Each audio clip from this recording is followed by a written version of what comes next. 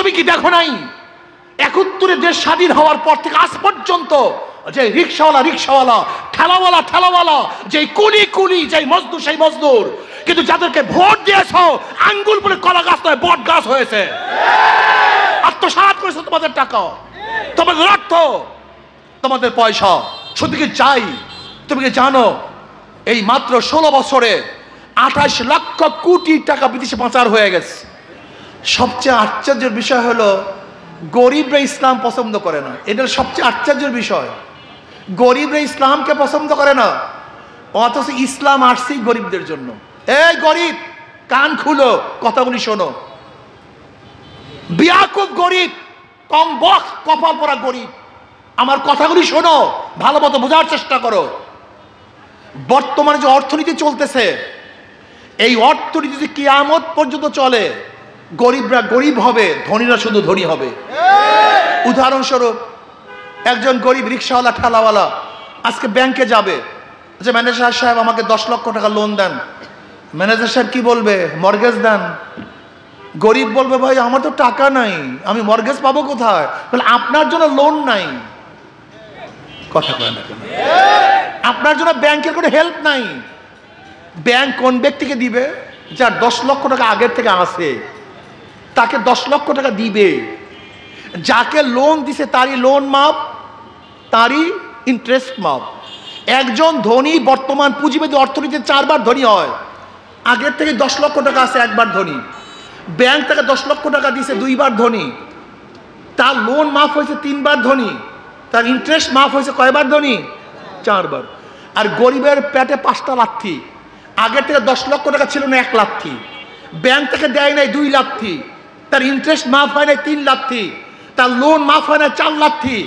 আর যেই বড় লোকের টাকা মাফ করা হয়েছে, ওই টাকাগুলি যদি বাংলাদেশ ব্যাংকে থাকতো, তাহলে বাংলাদেশের নাগরিক গরিব হিসাবেও সেই টাকাটা অংশীদারি গরিব।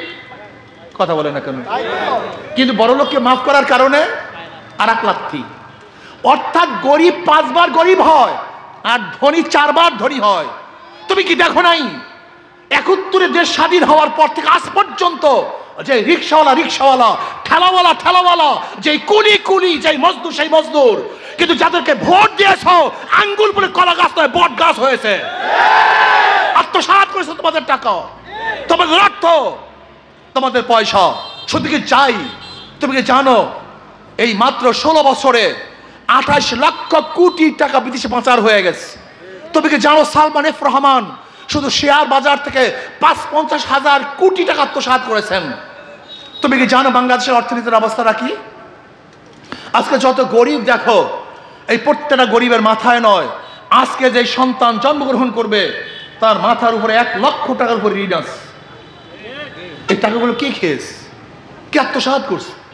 আমার দেশের গরিব, দুঃখী, মেহনতি মানুষ, কুলি, মজদুর, তাঁতি, জেলে, ঋষি, কামার, ঠেলাওয়ালা, রিক্সাওয়ালা, শ্রমিক, মজদুর, কৃষকরা একটা টাকা আত্মসাৎ করে নেই। ওই যাদেরকে ভোট দিয়েছি, যাদেরকে ক্ষমতা বসিয়েছি, ওরা আমাদের মাথায় নুন রেখে বড়ই খেয়েছে, আমাদের মাথায় কাঁঠাল রেখে ওরা ভেঙে চুরমার করে ফেলেছে। ওরা আঙ্গুল ফুলে কলা গাছ হয়েছে, আর আমরা যেই লাউ সেই কদু। তোমরা কি পেয়েছো আমাকে বলো? হ্যাঁ, তোমাদেরকে 1 কলকি গাঁজা ধরাইয়া দিস, 1 বোতল ফেন্সিডিলের বোতল ধরাইয়া দিছে, নেশার মধ্যে ফলাইয়া রাখিস। তোমাকে নেশা খাও, নেশাগ্রস্ত হও, আর আমার পিছনে লাফাও। এখন হাজারো মানুষ হত্যা হচ্ছে, আপনারা দেখছেন বর্তমান দলে দলে মানুষ হত্যা হচ্ছে। আমার বাংলাদেশের মানুষ, আমার বাংলাদেশের নাগরিক যারা থাকবে আজকে ভালো অবস্থানে, কিন্তু দলের কারণে হত্যা হচ্ছে। আমার মেয়েরা ধর্ষিতা হচ্ছে, আমার বামনেরা বিধবা হচ্ছে, পঙ্গু হচ্ছে। এর কারণটা কি? এই 53 বছর যারা শাসক ছিল, তারা দেশকে ভালো কিছু উপহার দিতে পারেনি, এই জনগণের জন্য কোনো কল্যাণকামী কাজ করতে পারেনি।